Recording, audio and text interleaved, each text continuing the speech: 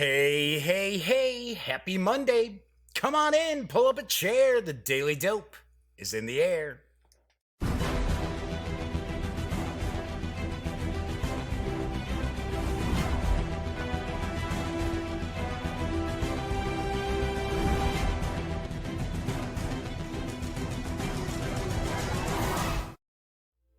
Howdy, howdy, howdy, gang. Yes, I'm Jeff McAleer, back once again as your host here at The Daily Dope, presented by thegaminggang.com.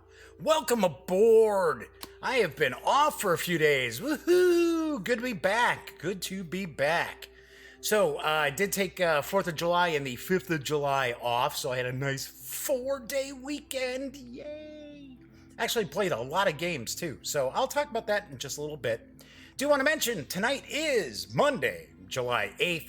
This is episode 328, I think, almost positive, of the Daily Dope.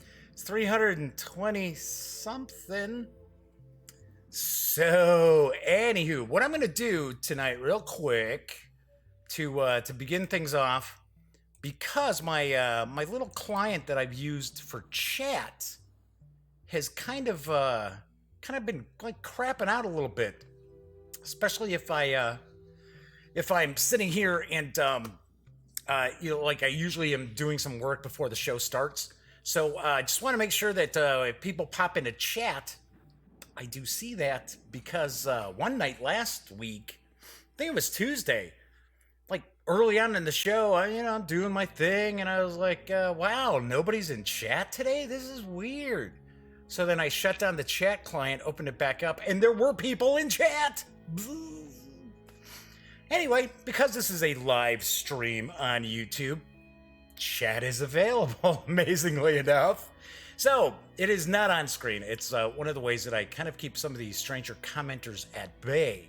But I do pay attention to the chat. So if you want to say howdy, or maybe you've got a question, or maybe there's something about Valparaiso that you'd like to get a closer look at, because I am going to be unboxing and taking a first look at Valparaiso tonight, which is from DLP Games and my pals over at Stronghold Games.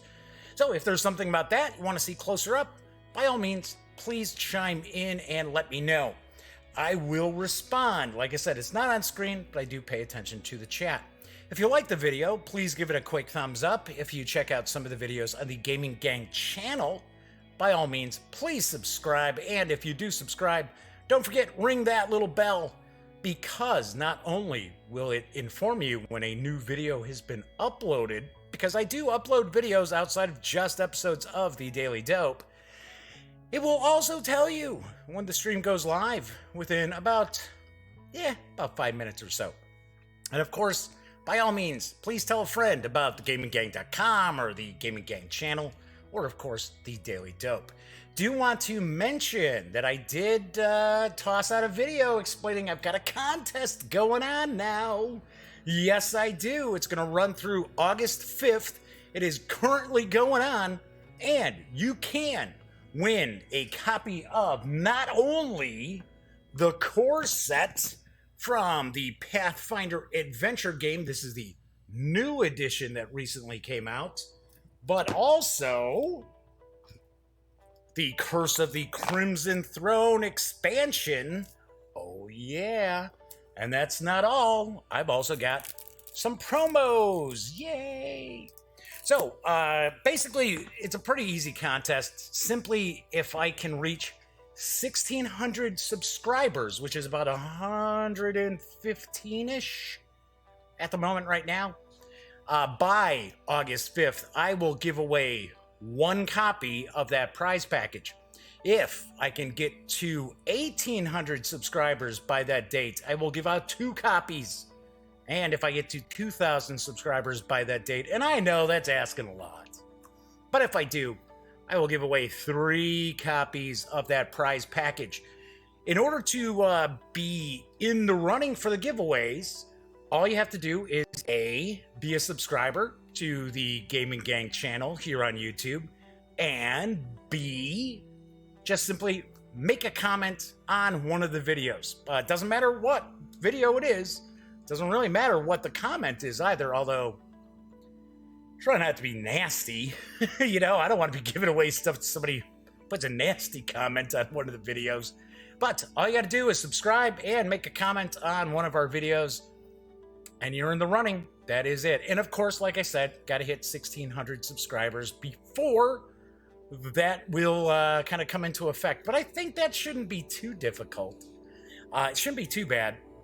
I got to say, though, I did post a message on one of the forums over at Board Game Geek and about the contest, and they deleted it. So, and then there was a message saying that they don't allow people to post contests. So, obviously enough, it's probably you got to pay Board Game Geek in order to be able to run a contest. So, anyway, no big deal. I mean, it's okay. But I know Nefarious Coel, who is one of the folks who follows the show quite often, had mentioned in a comment on, I believe it was the actual contest video that's up on the channel, saying, hey, you should post this on Board Game Geek. I figured, I had a feeling they would delete it, but I figured, okay, I'll try. I'll give it a shot. So, anyway, so that is, that's what's going on. So I got a cool contest, pretty nice contest. You do have to be in the United States or Canada to be in the running, because I'm the guy paying for the shipping. So, yeah. Unless for some reason somebody like jumps on and, in their comment they say, hey, Jeff, I live in England, and if I win, I'll pay the shipping. That's fine. Or at least, kick in for the shipping. Then yeah, by all means. But for the most part, you have to be in the United States or Canada to be in the running for the giveaway. All right, so I got a pretty big show tonight. So as I mentioned, I'm going to unbox and take a first look at Valparaiso.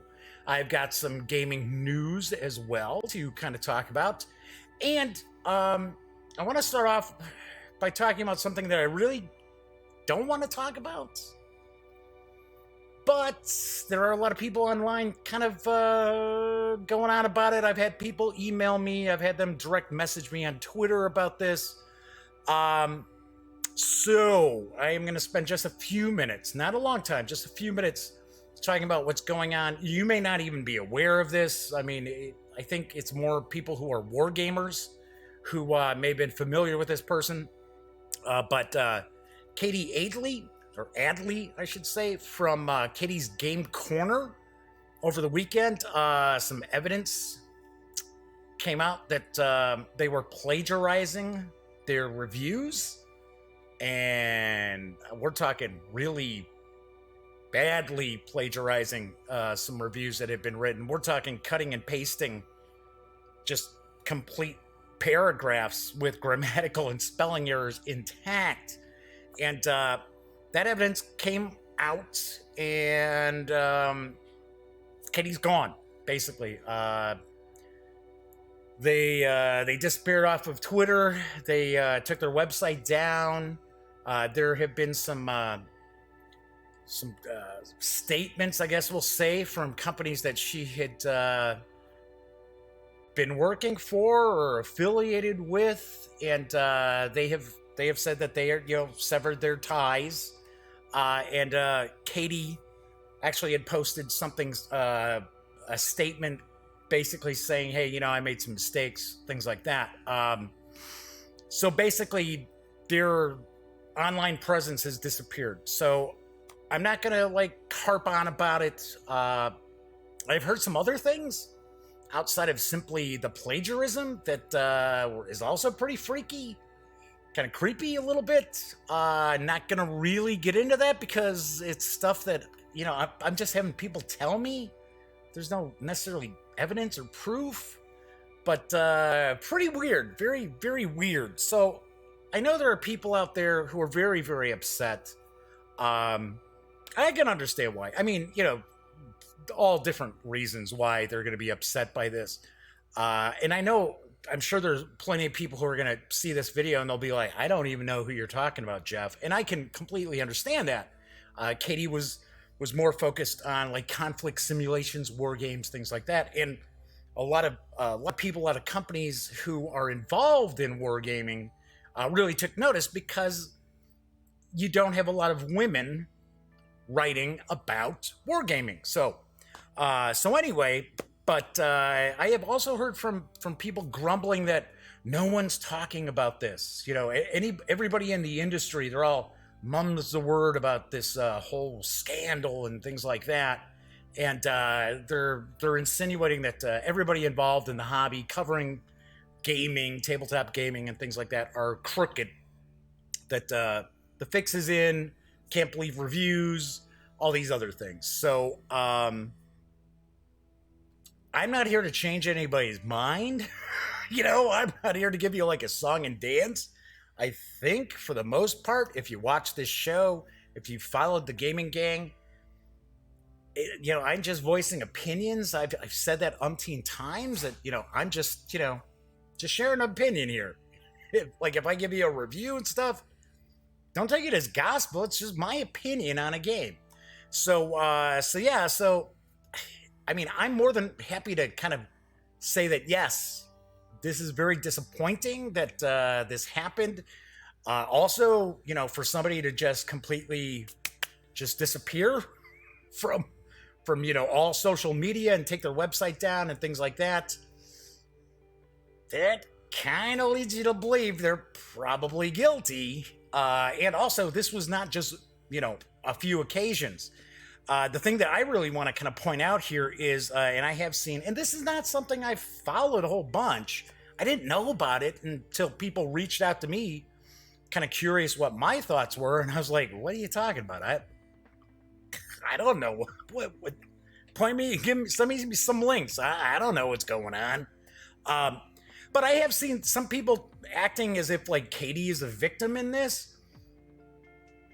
They're certainly not a victim, okay? And I do know Katie did post a lot of stuff about mental health and things like that, and a proponent for inclusion in gaming, and that's all fine and good.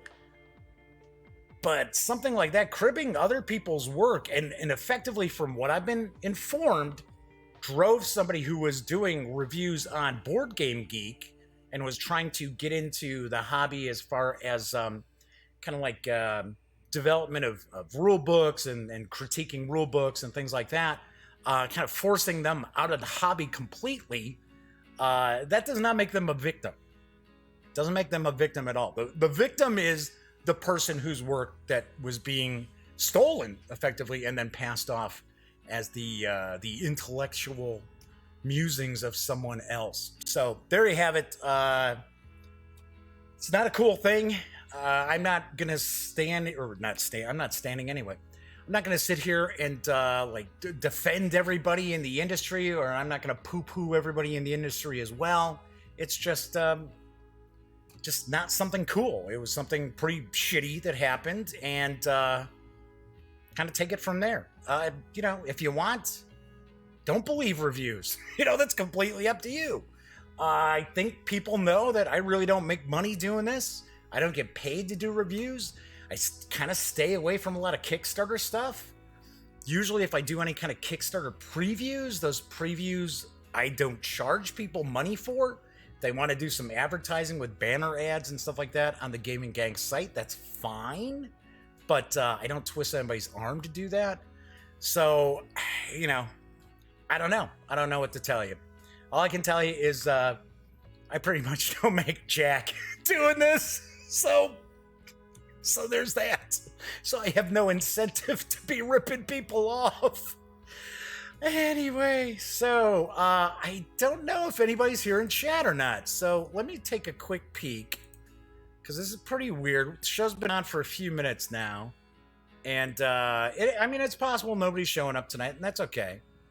I just normally don't have absolutely no one saying howdy in chat. So, yeah, here we go. Yeah, we do have folks in chat. So what I might do here, let's see if I can change the size of this, move around a little bit so I can see what's going on in chat.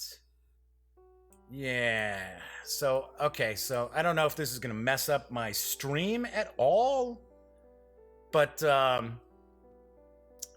we'll find out. We'll find out. So I'm going to turn off my chat client, and I've got a browser window open on the live stream for YouTube. So I do see that Dan from No Enemies Here is in chat, and so is Madman, and so is Lead Magnet. And there you go. Lead Magnet is like a lot of people out there saying, I have no idea who you're talking about, Jeff. And I believe that. I understand that. So I'm not looking to dogpile on this person. I'm not looking for people to be like, oh, get your pitchforks out and your torches. And I mean, I met Katie. I talked to her a couple of times at this past Origins. Seemed nice, but I talked to her for all of 5 minutes. So anyway, all right. So there we have a little bit of chat going on. So I will try to hopefully follow the chat through the dashboard here on YouTube. Anyway, so let's talk about fun stuff, because I've got some tabletop gaming news tonight. I've got a pretty good mix of news items as well. So I do want to point out, I know there are folks out there who do not care for the tabletop gaming news being part of the show. If you are one of those people, take a look in the show notes after the stream. So if you're watching live, you're stuck with me. Or go make a sandwich, have a drink, take a walk. It's only going to be about 15 minutes or so. But if you are watching after the live stream, check the show notes below. You'll find timestamps. You can skip right ahead. Anyway, there's a new family game that's on the horizon. It's coming from Days of Wonder. And Days of Wonder doesn't release tons of games. So when they've got something new on the horizon, I usually try to take some note here. And I happen to have the dope on Deep Blue. Buying this fabled map was a stroke of genius.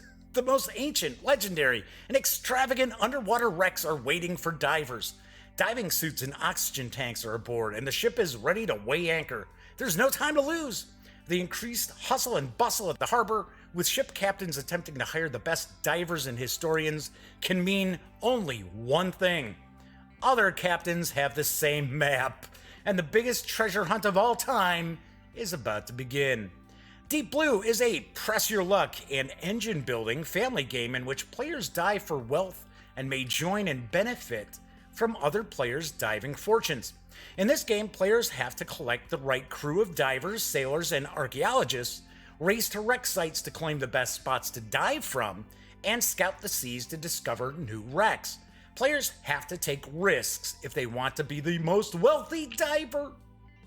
Deep Blue is for 2 to 5 players, ages 8 and up, plays around 45 minutes, and will carry an MSRP of $59.99 when it arrives in October. I have to laugh because the artwork looks cool to this. I think this looks pretty sweet. But I laugh because there's like a crashed UFO.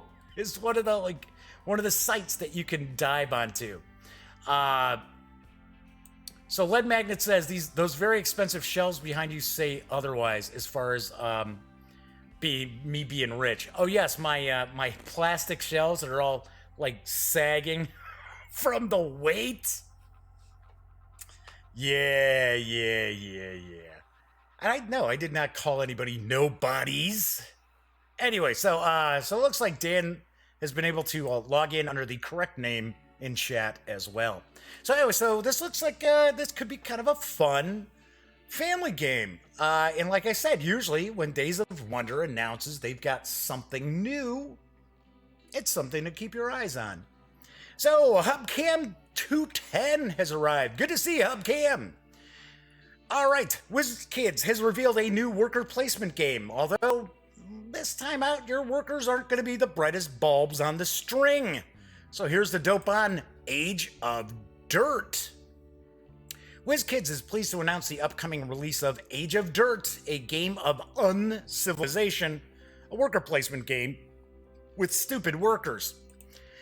In Age of Dirt, you'll control a small tribe at the dawn of civilization and send out your workers in the hopes of collecting the resources you need to grow and thrive. Unfortunately, they won't always listen. Before collecting resources, you'll have to place your workers and any of your opponent's workers in the same space into a tower, and only some of them will come out. The rest will have to wait to be knocked loose on a future turn. So if you send a worker to the forest to collect wood and berries, they might end up in the mountains collecting herbs. the plains hunting for fur, or the love tents growing your population. They may also bring some predators out of the tower with them and not come back at all. Players will use the resources their workers end up with to arm their workers with clubs and drums to make a larger cave or to build an invention, earning victory points for the tribe. First player to build a total of 10 victory points will win the game. Age of Dirt is for 2 to 5 players, ages 14 and up, plays in around 45 minutes, and will carry an MSRP of $49.99 when it arrives also in October. So Dan says, I need IKEA shelves. Dude, I am right with you guys. I certainly am right with you. I'm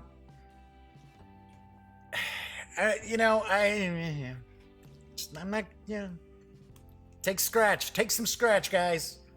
It does. It's either go to cover San Diego Comic-Con and go to Gen Con, go to Origins, or have nice shelves. So there's that. And I know everybody's like, oh, Jeff, come on, do a Kickstarter. It's like, there's no guarantee that people will actually do, support a Kickstarter either. So, there's that. It's how it works, how it goes. Anywho, there's a new expansion coming for Osprey Games' Gaslands miniature system. It'll arrive in September, and I've got the dope. Shoot, ram, skid, and loot your way through the ruins of civilization with Gaslands Refueled, the tabletop miniature wargame of post-apocalyptic vehicular mayhem. With all new material, including expanded and enhanced perks, sponsors, vehicle types, and weapons, Gaslands Refueled contains everything a budding wasteland warrior needs to build and customize their fleet of vehicles in this harsh post-apocalyptic future. With a host of options for scenarios, environmental effects, and campaigns, players can create their own anarchy-filled futures. That's how I like to see my future, filled with anarchy. Do want to point out, if you aren't familiar with Gaslands, it's a tabletop wargame of car-on-car destruction in a post-apocalyptic wasteland. Players control small fleets of armed vehicles in battles for resources, dominance, and survival. There's rules for multiple vehicle types, from motorcycles to big rigs, varied special weapons and accessories, including oil slicks, caltrops, and nitro boosters. Nitro funny cars in the post-apocalyptic wasteland. There's also a host of options for all various different things like crews and campaigns, and you can tailor games to match your own visions of that anarchistic future. Do want to mention the hardcover release of Gaslands Refueled will arrive on September 19th. It will carry an MSRP of $30. Here's what I am a little bit curious about. So, the original Gaslands was a soft cover book. I want to say, I think it goes for like $20. So this is a hardcover, and I'm sort of curious if this is a straight up expansion for the game, or if this is a new rule book that's been expanded out. So, Hubcam says, sounds like Road Warrior. Yes, it is exactly like that. I want to point out that if you wish that there was a new edition of Car Wars from Steve Jackson Games, and you don't mind busting out like some Hot Wheels and things like that, or there's been miniatures over the years for, different vehicles, this is one to grab, because this really does have that Car Wars vibe. I know Osprey Games can't say it. I can say it, though.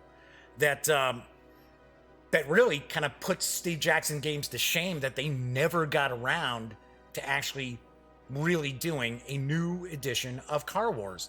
So it's good stuff. It really is. Really good stuff. So Dan says, Osprey? Should be some question marks in that, Dan. They're doing these kind of games now?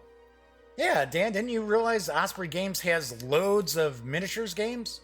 like rule books. They've got loads and loads of rule books. Frostgrave is a big hit for them. But they've also been releasing board games too. The Lost Expedition, of course, there's Judge Dredd, which is based on the Lost Expedition. There's Wildlands, the Martin Wallace game that I just reviewed recently. That actually comes with miniatures. So, yeah, Osprey Games has actually started releasing. In fact, it just came out. I have not had an opportunity to check it out. Jonathan Strange and Mr. Norrell, or Norrell, that is based on that really well-received fantasy novel, which over in England they made kind of like the mini-series out of. So, yeah. So, yeah, Osprey Games has been doing quite a few board games. I think they started about 3 years ago, really kind of moving into releasing gaming material, because Osprey was always famous for, if you were a war gamer, or if you painted like historical miniatures, you had tons of Osprey books because of all their uniform plates, their color uniform plates they'd have in their books. So anyway, let's move on to some role-playing game news, because Power Up Gamers, I should say, otherwise known as PUG, is proud to announce that they have a new Kickstarter for the next volume in their series of monster manuals, Legat's Tome of Amazing Creatures series. I've got the dope. Continuing from Volume 1 and 2, this new product will include 26 new flavorful creatures for the 5th edition of Dungeons & Dragons, this time focusing on the fantastical, hostile, and hellish denizens of Legat's prime material plane. The book will also carry the company ethos of supplying gamers with ways of making their games more accessible to a wider variety of people, especially those with sensory impairments and learning disabilities. This is done by suggesting language and methods that evoke the senses, as well as outright descriptions of the beasts and their habitats. Power Up Gamer started in 2015. I guess it is Power Up Gamer, not Power Up Gamers, as a single YouTube channel for the company chairman, Jaren D&D, the disabled DM, as a place for him to talk about his experience as a disabled role player. This quickly grew to become a Facebook group where others shared their experiences as well. All facets of Power Up Gamer hold two clear goals: to provide a place for disabled players to feel safe in discussing how their disabilities affect their gaming in tabletop role-playing games, and to strive to bring awareness of disability issues to the larger role-playing game community. In November 2017, the Kickstarter for Volume 1 of Legat's Tome of Amazing Creatures launched and was successfully funded. In August of 2018, the Kickstarter for Volume 2 was successfully funded as well. The Kickstarter for Volume 3 of Legat's Tome of Amazing Creatures is now live and will run until August 1st, 2019. The initial funding goal is pretty small. It's $1,200 US, and that's to cover the cost of artwork, with stretch goals that offer backers a chance at custom monster t-shirts featuring a Sky Kraken, as well as an adventure module, which is written specifically in the setting of Legat, using monsters from all 3 volumes. There are a variety of pledge levels, but you can score the new volume of the Tome of Amazing Creatures in PDF for a $10 pledge. Or you can get all 3 volumes in PDF for a $25 pledge through August 1st, with an expected delivery slated for this October. So I do have to say, unfortunately, there really aren't any preview images. Jaren sent me the information about this Kickstarter, and he had I've covered I know I've covered Volume 2. I'm not positive if I covered Volume 1 when that first came out. But unfortunately, there's really no preview images or anything like that, because I would share them.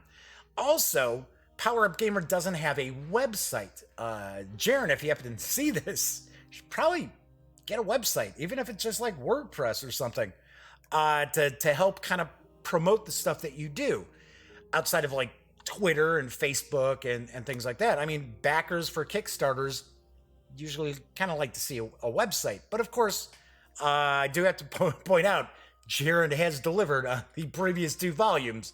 So I'm not telling you that you should be leery about this. But pretty cool that this will be done in October, too. So I like that. I like that very much. And I got to admit, I am a big proponent of making gaming of all types, be it board gaming, role playing, what have you, any sort of tabletop gaming, much more accessible for all different stripes of folks out there. So very, very cool. And definitely one thing I am going to point out, I am only sharing Kickstarter.com because the actual web address for the Kickstarter is super long. It would not fit on the it would not fit on the slide that I'm showing you here. So I do want to point out, if you have some interest, I will have the news piece up on thegaminggang.com later on tonight with the exact link. Otherwise, just go to Kickstarter and search for Amazing Creatures. You'll find it that way. All right, my final news piece is about ICOSA Entertainment. This is not a company I'm familiar with, but they've released a new steampunk campaign setting for 5th edition Dungeons & Dragons, and I've got the dope on Pure Steam. In the age of Steam, coal is king. The Pure Steam campaign setting is set in the age of Steam and is fully compatible with the 5th edition of the world's most popular pen and paper role-playing game. This book has everything you need to add some steam to your game. The Federated States of Illyria, I think it's probably pronounced Illyria, serve as the launching point for endless adventure. With Pure Steam, you can explore an entire campaign world not unlike our own, with a bevy of politics, personalities, and plot hooks. Plunge into the setting with original subraces, each fresh and with a rich history. Take on the role of the Chaplain, a class able to heal, buff, harm, and bewilder allies and foes through personality and science. She adventures to further the goals of her association, each of which grants unique powers and options. Power up as the Gearhead, a class able to create wondrous effects through the use of technology. The Gearhead is able to construct useful and dangerous gear on the fly with a draft book full of schematics. Try your hand at one of the unique class archetypes, such as the Blockade Runner, Moonshiner. Yeah, Moonshiner. It's just Diet Pepsi, folks. I know, it's like, Moonshiner, I'm gonna take a sip here. It's just Diet Pepsi. There's also the Grease Rat, or the Ructioneer. Not Auctioneer, but Ructioneer. Aim true and strike hard with new weapons, accessories, and gadgetry. Kick the tires. There's brand new vehicles which promise rapid travel and dynamic combat. Experience the horror science can awaken with new monsters such as the reanimated corpse and the wondrous armature. You can snag this 147-page PDF right now at DriveThruRPG for $9.95. Looks interesting. I got to admit, there really aren't enough steampunk systems out there. I know some folks out there think there's loads and loads of steampunk role-playing systems, but there aren't. So pretty cool to see this arrive for 5th edition. Gotta say, cover artwork looks pretty nice, so I wonder. All right, so that is it for tonight's news. So Dan was like, where have I been that he's missed out on all this Osprey stuff? I don't know. Check out Wildlands. I did a review for it. It's pretty interesting. It's a Martin Wallace game, so there's always one of those kind of head scratcher bits to it. But pretty cool. We've enjoyed playing that quite a bit. And of course, Lost Expedition and Judge Dredd: The Cursed Earth, those are excellent as well. We play those a lot. A couple of games I'd have to kind of usually stay in my car. It's got to stay in the back seat. So, what's coming up on the show this week and into next, as well as, do want to point out, next week I will be in San Diego, fingers crossed, for San Diego Comic-Con. I will probably only have a Monday show because we're pressed, so we our passes are good for preview night, which is Wednesday, all the way through Sunday. So we will probably be leaving either late Tuesday night or first thing Wednesday morning to fly out to San Diego. So probably won't have a show on Tuesday. But I do want to point out, I have shot some standalone videos. So I will have one of them up tonight. And it's actually a first look at the 3 little expansion booster packs that are for Dawn of the Zeds, my good friend Herman Luttman's design, the 3rd edition from Victory Point Games. So that'll be up later on tonight if you want to take a peek. So on tomorrow's show, I'm going to unbox and take a first look at Aeon's End from Indie Boards and Cards. This is a kind of a cooperative fantasy deck building game. And I've always heard good things about this, so I am really looking forward to checking this out. On Wargame Wednesday, I will be unboxing and taking a first look at 1754 Conquest, the French and Indian War from Academy Games. I was a huge fan of 1812, really enjoyed that. This uses the same Birth of America system as well. I also even have a little expansion deck for the Native Americans. So I believe in the actual game itself, the Native Americans kind of switch sides a lot because historically they kind of did that. So I believe this is actually the Native Americans as their own faction. So pretty cool. Dan is asking if I'm going to cosplay. I am actually going to dress as a game reviewer. That'll be my cosplay outfit. Just like on Halloween, I always kid around, say stuff like, oh, what do you mean? I'm in costume. I'm a disgruntled American. Can't you tell? Anyway, so on Thursday's show, I will be reviewing the Dungeons & Dragons Essentials Kit from Wizards of the Coast. This is a Target exclusive currently until I want to say, I think it's September 2nd or 3rd. Then it'll arrive in game stores and online retailers and such. But give you a little hint. I'm really impressed. Really impressed. And I have to point out, over the weekend, I ran some of my kit bashed fantasy role-playing game for Cameron and his friends. So we had a blast. I might say something about that in a sec. All right, so that'll be on Thursday's show. Then on Friday's show, I will be reviewing the Pathfinder core set. Yes, the Pathfinder adventure card game core set, I should say. So we got to play this quite a bit this weekend as well. And no, I'm not going to crack open one of the giveaway copies. It's just I left the box in my car. I forgot to grab it. So then on Monday's show, I will review Robotech Attack on the SDF-1, which is from Japanime Games. So, and this has this massive SDF-1 that sits on your table, which you can transform into. So, pretty sweet. So, yeah, so funny enough, so I'm running the this adventure, and the characters are all like, you know, low level. They're newbies. And so they're in. I'm sending them through a dungeon, and of course, one of the things that I like, I run things kind of old school fantasy. So there's usually different factions that they can interact with.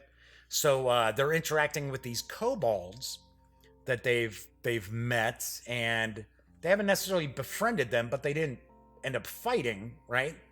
So so they actually had found this like water supply in the dungeon and destroyed it, not knowing it's actually the water supply for the kobolds. So they're sort of like, oh, So that'll be funny to resolve the next time we play. Okay, so before I jump into my unboxing for Valparaiso, do want to point out, as I mentioned earlier, thegaminggang.com and the Gaming Gang channel, thus the Daily Dope, are all pretty much not-for-profit endeavors. So if you like the website, if you like the show, if you like the channel, please consider making a small donation to Lil Bub's Big Fund and the American Society for the Prevention of Cruelty to Animals. That's right, Lil Bub's Big Fund does provide grant monies to organizations around the United States who care for special needs animals while they await adoption. These are not just kill shelters or anything like that. These are special needs animals who are awaiting to find a forever home, and they're forever owners as well. These animals might suffer from blindness or deafness, or they may have mobility issues. Maybe they require medications every day. Lil Bub herself has gone through a tremendous number of challenges. So the Big Fund is a big deal. So anyway, as I mentioned, if you like the show, if you like the site, if you like the channel, consider tossing a couple of bucks towards the Big Fund for Lil Bub. And of course, if you do, shoot me an email. My email address is jeffmcaleer@thegaminggang.com. And if you would like, I will give you a shout out on the following show. So Dan says Pathfinder looks bigger than their previous core sets. I'll tell you what, the box that I've got, I took the Curse of the Crimson Throne expansion and put it in. It's got, I mean, the box itself, the core set's got some heft. Now it's got about 1,000 cards in it.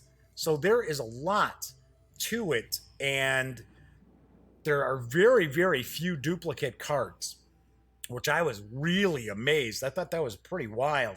So, and kind of give you a hint, even though we're going to review it on Friday, we were really enjoying ourselves. I was surprised how much a couple of Cameron's friends, who were kind of like honorary members of the gang, how much they enjoyed the Pathfinder card game, adventure card game, I should say. So I know folks are probably tuning in because they want to check out Valparaiso. And it's not Valparaiso, Indiana, it's Valparaiso, Chile. It is from DLP Games and Stronghold Games. It's designed by Stefan and Luis Maltz, M-A-L-Z, with artwork provided by Michael Menzel. Game is for 2 to 5 players, ages 12 and up, plays in around 45 to 90 minutes. It does carry an MSRP of $59.95. It is currently available. It was the Origins Game Fair release for Stronghold Games. It was one of them. And it did sell out at the show. So my pals over at Stronghold Games were kind enough to send me a review copy. So let's take a peek. First, I'll grab a quick sip again. Dan and his, are you gonna cosplay, Jeff? Why, I oughta. Actually, San Diego Comic-Con's insane with the cosplayers. Because one thing you gotta keep in mind, you figure San Diego's not that far from LA, and you've got so many people who work in the film industry, and some of the costumes in that you'll see, I mean, they rival special effects artists in that. Some of the stuff is just amazing. And then, of course, there's some people who look like they just took stuff from their trunk of their car and said, yeah, I could throw a costume together out of this, right? All right, so, whoops. There we go. I was doing some standalone videos. So, there we go. It's fixed. So, my little face here, I took it off. The guy on the cover looks like Stephen Bonacore, according to Dan. Yeah, a little bit. A little bit. Stephen doesn't have a mustache and beard, though. I get a kick out of the little girl. It's like, Papa, Papa, look, the ship's arriving. All right, so let's take a peek on the back here. Oh, it's 19th century. For some reason, I thought this was 16th century. In the 19th century, the economy in the Chilean harbor city of Valparaiso was thriving thanks to free trade. As influential citizens of the city, you trade valuable resources in the hinterlands and overseas, where you can also attain new achievements in order to act more and more efficiently. Plan long-term or go for quick fame? That is the question you are facing in each game. The end of the game often comes sooner than you might expect. All right, so flip this on over. Definitely dig the artwork. Like that cover artwork there. All right, so we've got a bag full of meatballs and cubes. And looks like we've got some, those look like little houses. We'll take a look at those in a second. Look at this. Got a little timer. Aha. So, KC Board Gamers is popping in. Hi, KC Board Gamers. Good to see you. Welcome aboard. First time visitor to the chat. Everybody be nice. Everybody's always nice. So there we go. So we've got a timer here. Got a little deck of cards. We've got, looks like we've got some baggies here. So we must have some counters we're going to be punching out. Got a rule book that is very short. Not a whole lot to the rule book, so that's cool. There we go. There's our punch boards and our game board. So the first thing let's take a look at. Let's take a look at the rule book. So we've got the board itself, talking about achievement cards, market tiles, coins, cubes. We got a lighthouse that's going to mark the first player. Talking about setting up the game. Board looks pretty cool. Looks pretty sweet. So KC Board Gamer says, that's right, I wore my big boy pants today.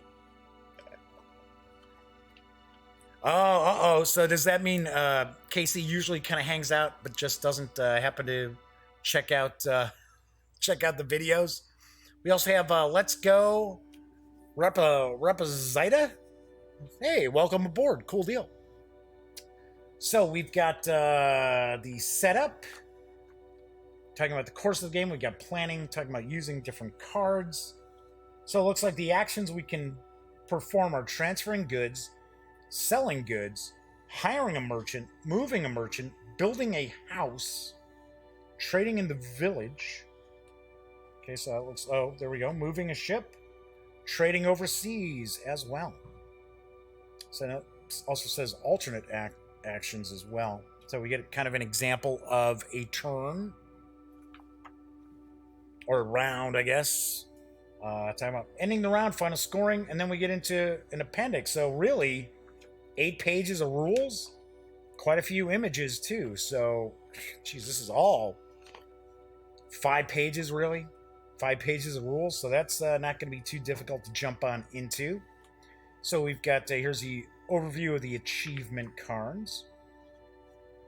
And then we've got the credits as well. And then Forum Trajanum, which I did a review of. So we've got Solara X1. I'll just say X1.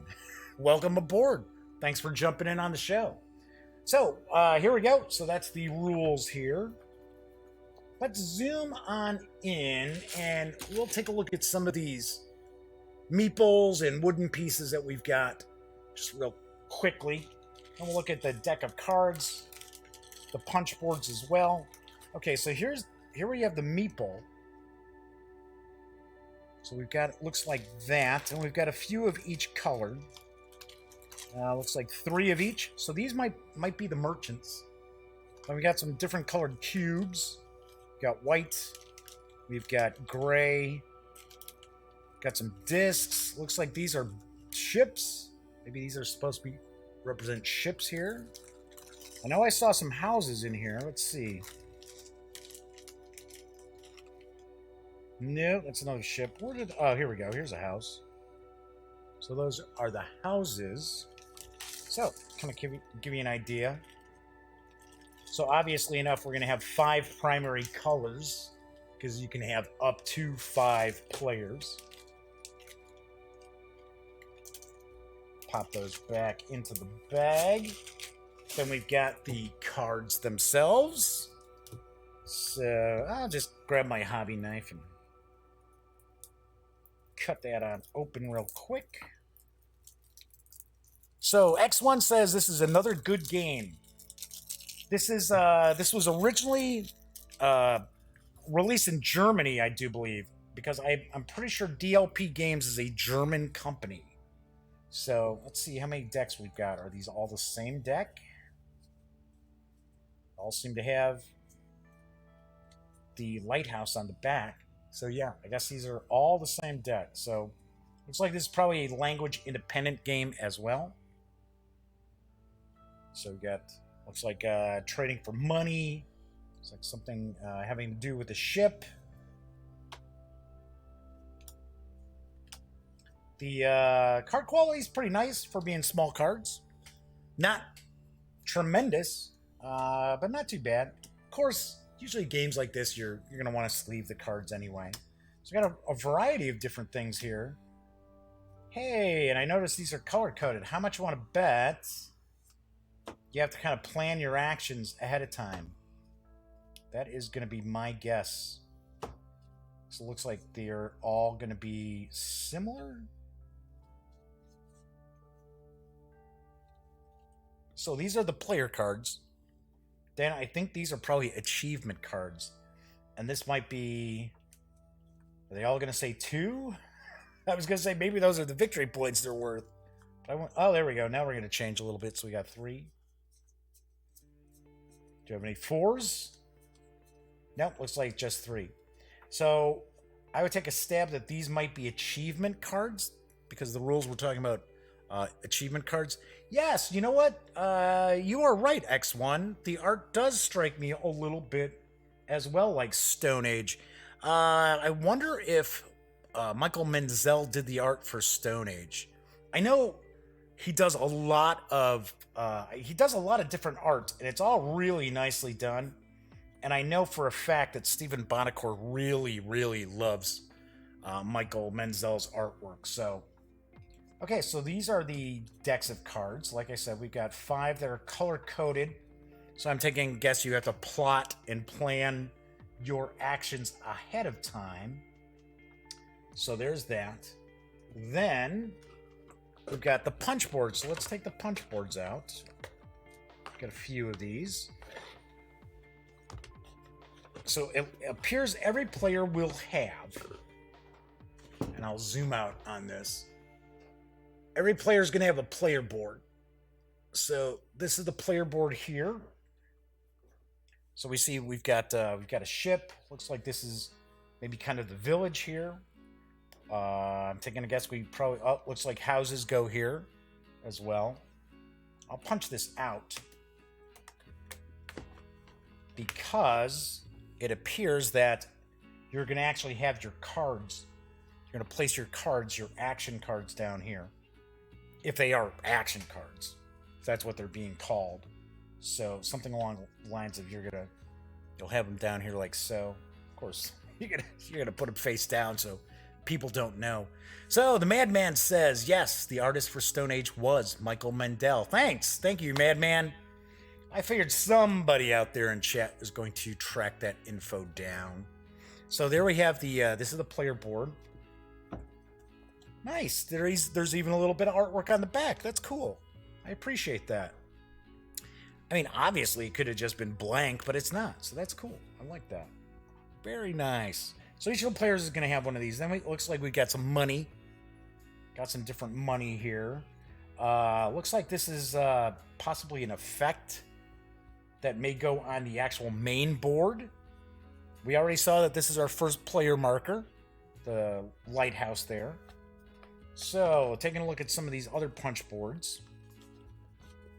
We've got more of these, various different styles with different cubes. Then we've got, looks like we've got some money. I'm taking a guess these are probably victory points. It's my guess.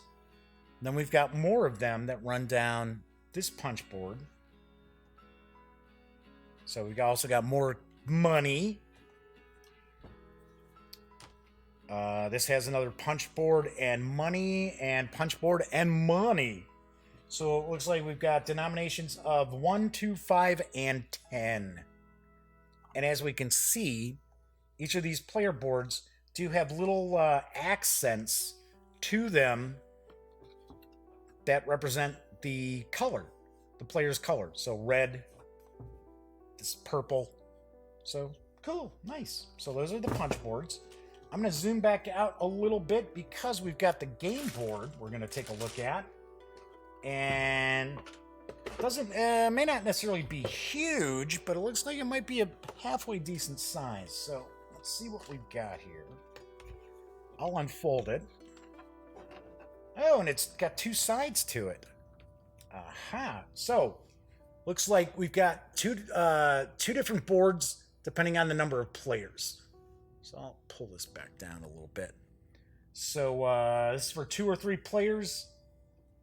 And flip this over. I bet you it's going to tell us for the 4 and 5, right? Yep. Flip it around. Yep, there we go. Right there. It tells us 4 and 5. So we've got an ocean area here. Looks like this is the village here as well. Appears we've got a victory point tracker that runs along the side. That might represent something as far as maybe a shorter game.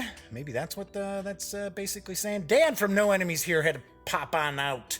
See you tomorrow, Dan. Very cool.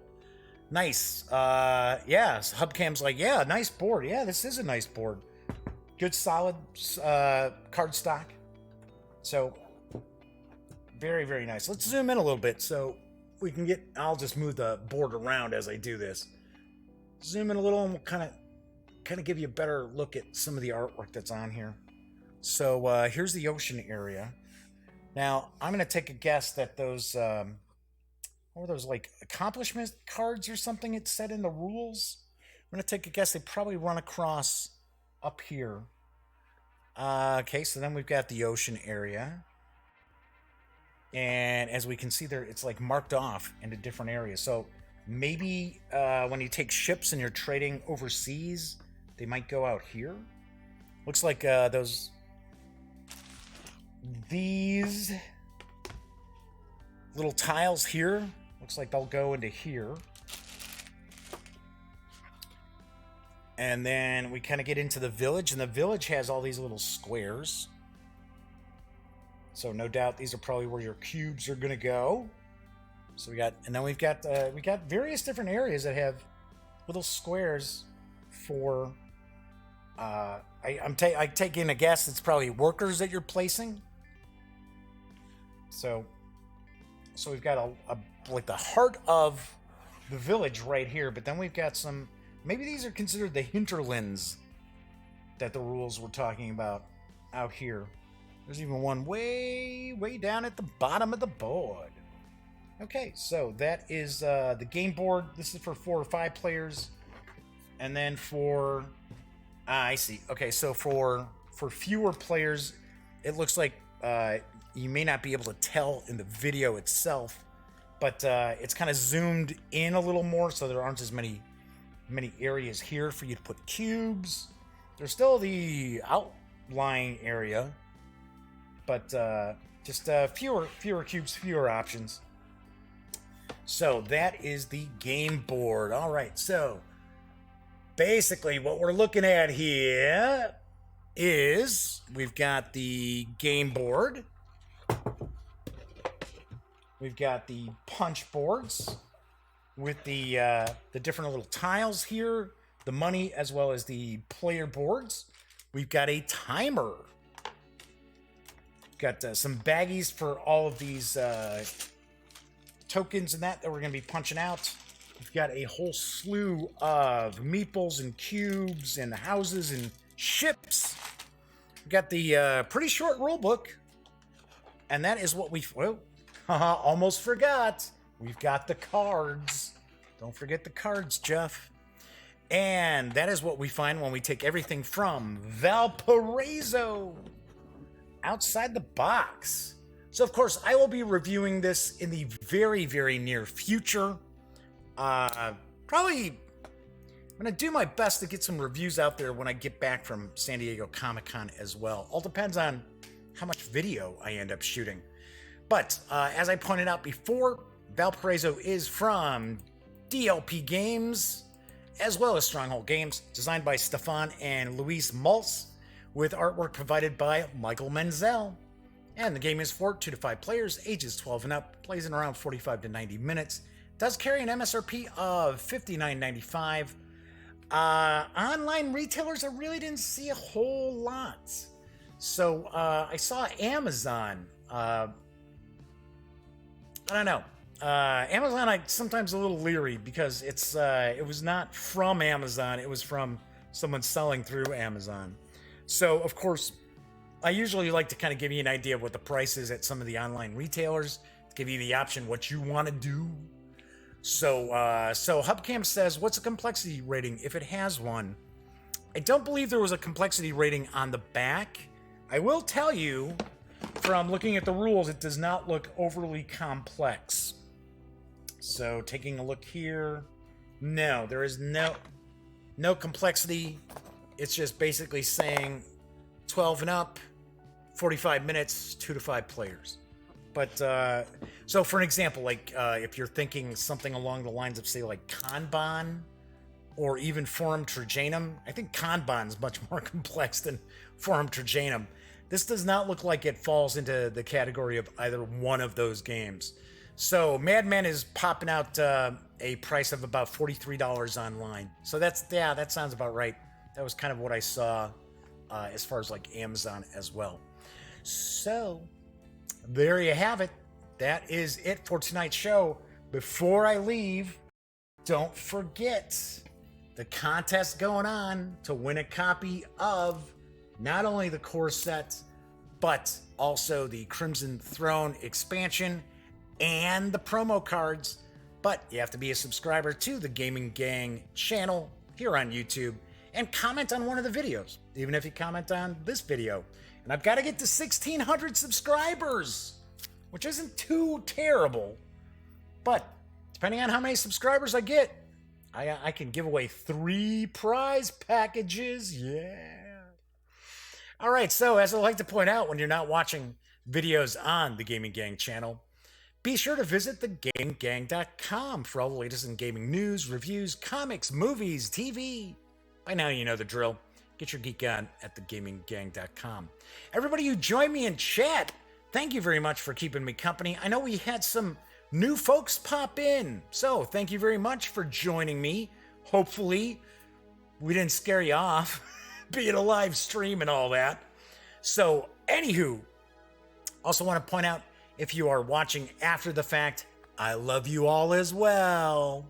So on tomorrow's show, I will be, let me grab it, unboxing Aeon's End. So that is from Indie Boards and Cards. So everybody enjoy the rest of your Monday night, and I will see you tomorrow.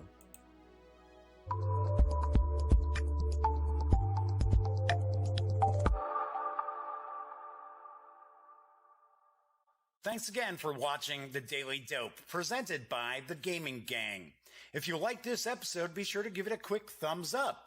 And if you dig the channel, please subscribe. If you'd like to check out our previous episode, click right here. And if you want to check out a somewhat randomly selected episode, give a click right down here. It'll be like opening a box of Cracker Jacks. You just don't know what you'll get. Once again, thanks for watching, and I'm Jeff McAleer.